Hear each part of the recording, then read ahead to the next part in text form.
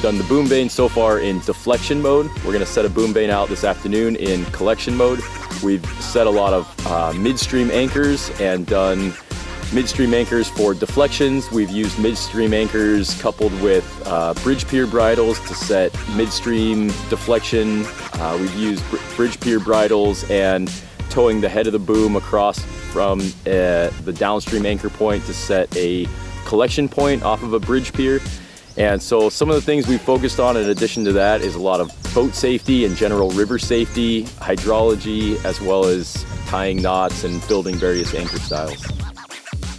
Probably beats my expectations. I knew we were going to have some hands-on, but typically when you hear hands-on, it's not what you're expecting of. I mean, it's been hands-on for 2.5 days. You know, the first half of the day was classroom, but everything else it's very interactive, very hands-on, and you learn a lot of skills.